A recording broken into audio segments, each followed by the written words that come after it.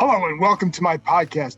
Do me a favor, subscribe to the John Keim Report wherever you get your podcast. And if you're watching us on YouTube, you know that drill. Like button, subscribe button. Let's keep rolling. If you want to find us there, it's on Ampire Media, Ampire. There you go. Before I get to my practice report for Monday, August 8th, one little quick note, because this has been a thing that's been happening apparently. If you hear this podcast on somebody else's YouTube channel, please let me know, because it's been happening and it's wrong. This is not something you can't do that. So if you're hearing me on there, please let me know. And if you're using my voice on there, you do not have my permission to do so. Thank you very much. Anyway, let's get to the practice report for Monday, August 8th. And one of the nice things for Washington today was that John Bates returned. First of all, no full pads. As far as Bates' return, comes back from a left calf issue that kept him out for about 10 days or so, but it was a good thing for them to see him back in there as a blocker, especially. Logan Thomas still out. Ron Rivera said after practice that so far he's looking good, but we don't know the timetable yet for him. I was always told that mid-August is when they'd have a better feel for him.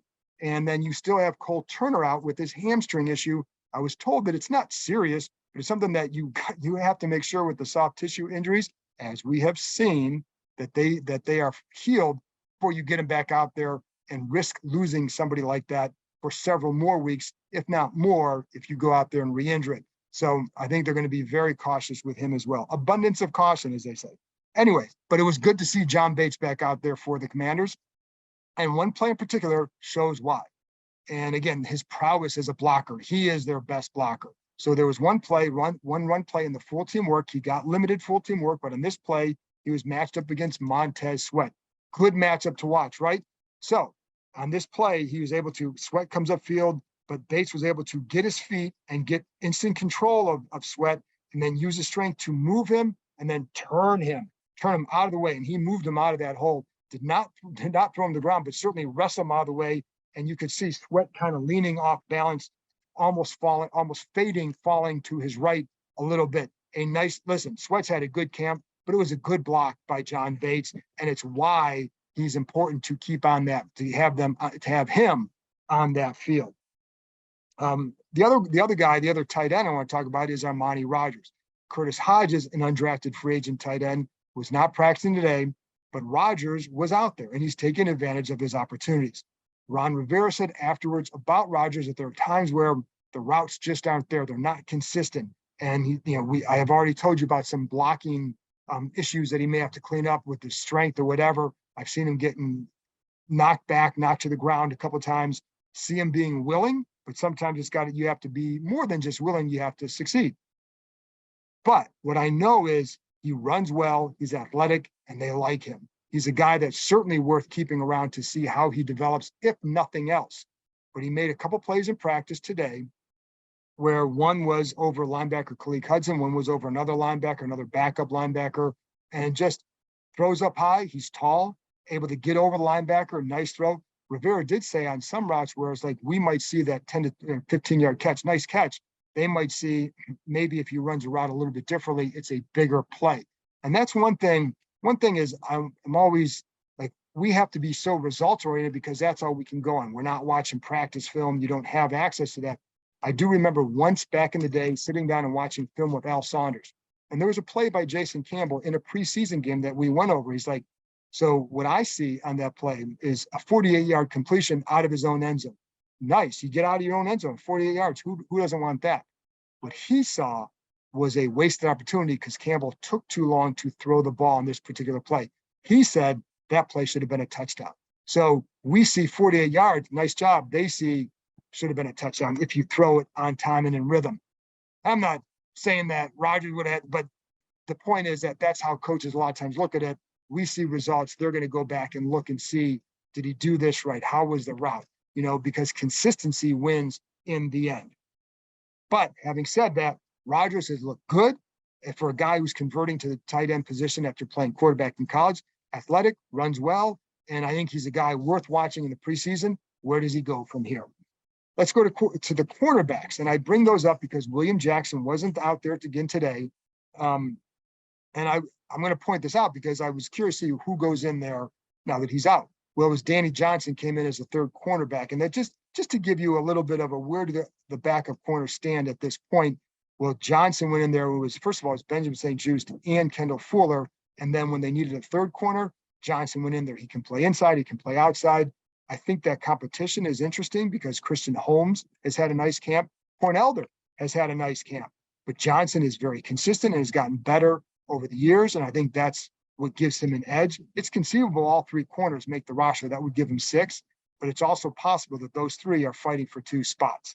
We'll see. But what I know is Johnson went in there first. The other thing is Kendall Fuller having an outstanding camp. And I think I've pointed that out before. Probably his best camp since he's come back, maybe since he's been here. He's looked that solid. You know, I'm not going to sit here and say he's a budding Pro Bowler or all pro. I know he's been very solid. Fuller is a very smart player, and you can see that with his positioning on the play and how he reads routes. One of the things I always liked before he was traded several years ago was talking to him after he'd make a big play. Like, wait till like maybe a Wednesday or something like that, where you can get a better, longer interview with them to go over what did you see on this play. He was always able to tell me in detail what he saw, why he broke on that play, and why he broke at that particular time. And I love guys like that. But it's for him, it starts with film study. Anyway, there was one today where he's sitting in zone coverage. McLaurin runs about a 15, 16-yard out, something like that. And Fuller just sat, breaks in there, breaks up the play. The ball, there was no opening for McLaurin. But a lot of that comes back to Fuller. I will say, I'll bring up another guy in a minute who did get Fuller on one, wasn't completed. I want to get to the wide receiver pass routes and let me say this, the passing game in general, because so much is being put on Carson Wentz. Passing game is more than just the quarterback, obviously. He's making the money. He's the big name. He's got to produce. We know that. There's inconsistencies to his game and have been for the last several years. We know that too. But it's going to take more than just him. And it's going to take, to me, the receiver routes have to be more consistent at times, because that's part of the equation. Just part. Not all, part. But sometimes, like, I'll go back and watch the receivers run routes on air, and you might see, for example, in the Saturday practice, I'm watching McLaurin run a route, and he breaks at the 40, angles up to about the 44, 45-yard line, and then kind of an angle right. That's where he gets the ball. Well, later, a couple plays later on the same route, Cam Sims runs it, and he's cutting off at a different spot. And he's more running it more flat. Well, if you're the quarterback, you want the same look, but they're not getting it all the time. And sometimes, like I saw it out there again today in practice, where you might see a receiver at 6, maybe one's turning at 9 yards, the other ones are turning at 7. They're the ones being praised for where they're turning. So they've got to, that overall, that group has to get more consistent with it. Forget for Carson Wentz, just for anybody. But I also say, if they're doing that, you've got to correct that even harsher, because if they're still doing it, and I'm not saying it's all wild all over the place. I'm just saying that at times you will see that. And at times in games, you're not always going to run the same routes. Listen, when Deshaun Jackson and Pierre Garçon were here, there were times where I talked to guys, say, well, Deshaun is somewhat inconsistent on these particular routes. So they weren't always sure when to throw the ball to him, because they weren't sure where he was going to break. Now, he'd get open, but they weren't sure at what point. And whereas, like with Garçon, sometimes they trusted him more, because there was one particular route where it asked the receivers to cut it 8 yards. Well, Garçon never cut it 8 yards, but he cut it at the same point every time. So they grew to trust him on this particular route. That happens over time. We're not there yet with Wentz and the receivers. And again, some of that's going to be on Wentz. Some of that's going to be on the route running. McLaurin admitted this after one of the early days, like, hey, he breaks too quick on this one particular route, and it leads to throws being behind him. And so that has to get cleaned up. That's on both those guys to get it cleaned up, though. That's on Wentz pulling a guy aside and they talk about it, or you go rep it some more during breaks or after practice, maybe before practice, because they have to be on that same page. Again, I'm not saying this is a huge issue. I'm just saying I think some of these things are more nuanced than was Carson on target on that throw or not. Why was it? Some of it's going to be on him, as I've always said. You watch him on air, and sometimes you see he's throwing it high and then throwing it on target. Why is it up and down for him in those situations? There's no pressure. You've got to get it. You've got to get that right. When there is pressure, he's going to be more inaccurate. Sometimes his base gets too wide or so, then it's going to lead to a sailed throw. That he's got to get better with that. And I don't know that he will. So this line has to do a good job protecting him. All this stuff works hand in hand. And so that's why I say, like, I'm not going to absolve Wentz of anything, but I don't think it's as simple. And again, it's not like this has been horrible But I think when you hear things, you've got to put things in some perspective as to the nuance of playing this game, because it can be one day it could be this, next day it can be that. The results may look the same, but the issue may be different. They've got to get that. That's what they have to still get worked out on. And that's where I'm curious to see how does that progress? Wentz is who he is. I think I would just say that. But they have to, the passing game has to continue to improve because it's not consistent yet. And like, where does it go? We know what it looks like on August 8th. What does it look like on the 15th? What does it look like, going into the first game? What does it look like early in the season? It has to keep progressing for this team to make it work. One guy I did want to talk about, though, too, is Dax Milne. I think he's a really good route runner, and he has a good chance to be that sixth receiver because they like his route running. He can play multiple spots, but he's also a kick and punt returner. If they can keep him as a sixth returner, or excuse me, a sixth receiver, it gives them the ability to not keep seven and keep one guy as a returner like they did with DeAndre Carter last year, but then it allows them to maybe keep an extra guy at another spot, whether tight end, running back, defensive line, wherever. So that's one thing he does. He had two really nice routes today. One where he breaks on an out route, deep out, where kind of starts to get inside to the defense back, cuts back outside, open. Also threw a nice little move down the field against Kendall Fuller. Did get open on that one by about a yard or so. Ball was overthrown. So, but Milne has done a nice job in that area if he makes the roster. And I think I would have him on there right now. But I think the separator for him is good route runner, can also return both punts and kickoffs. And then the other thing I want to point out too, one of the things people ask me about Sam Howell a lot, like how's he looking? One of the clues is they cut Cole Kelly the other day because you don't need 4 quarterbacks at this point in camp. So that's a good sign, obviously, for Howell. I always felt like he'd be the third quarterback because I knew that they liked him before the draft, and I knew how much they liked him before the draft. And in camp, you see enough. I think he throws a nice catchable ball. That's good. I think one of the things is he's a shorter quarterback in that pocket. I think he's going to have to overcome that, just like Taylor Heineke's had to overcome that, other guys. But I think that's something that, you pay attention to. How does that progress for him?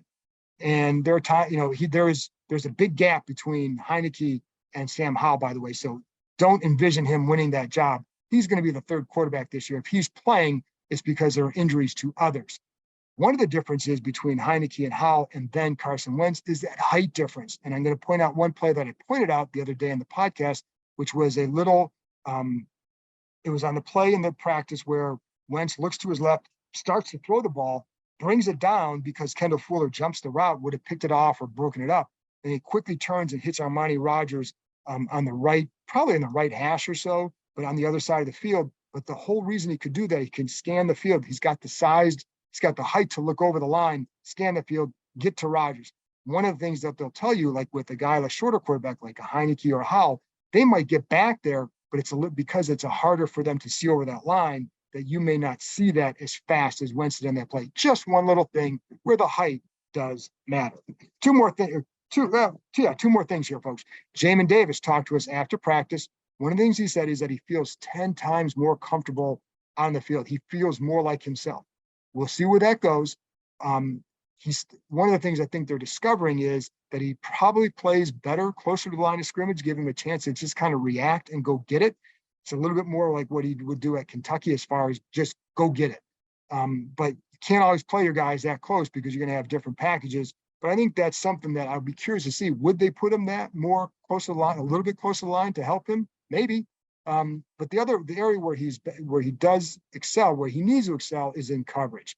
But we knew that coming out. I mean, we need to see. It's hard to see out here how the linebackers are truly doing because we're not seeing the practice film. You're not, unless you're watching him and know the gap he's supposed to be on a particular play. It's really difficult to get a full gauge. So I'm going to leave that up to others who know that position better, who can tell us where he's at. But in coverage, you can see it. He does a nice job. They talk about sinking your hips, and it allows him to react quick to a guy like J.D. McKissick on maybe a quick twitch play and not get completely thrown off and maybe prevent a certain play because of that, or at least prevent a long gain because of that. That's something that I think he does pretty well. Finally, one of the reasons why they signed Nate Jerry, the linebacker, who last played with Philly 2 years ago, was because he could run and cover. I think the way David Mayo has played the running camp gives them confidence that as a backup, he could help them in that role if necessary. So what they wanted was another guy who could run and cover, and that's Jerry. I kept telling you about AJ Klein and John Bostic, and I think they still had interest in them. I don't know that they have any anymore, but they definitely had interest in them because they both knew the defense. And I think they want to see what does the run D look like, and how does Cole Holcomb handle that middle role as far as communicating, identifying, etc. So, but that's why Nate Jerry's here. He can run, he can cover, he can help them on special teams. So there you go. That is the practice report for Monday, August 8th. I'll be back with another one on Tuesday. Talk to you next time.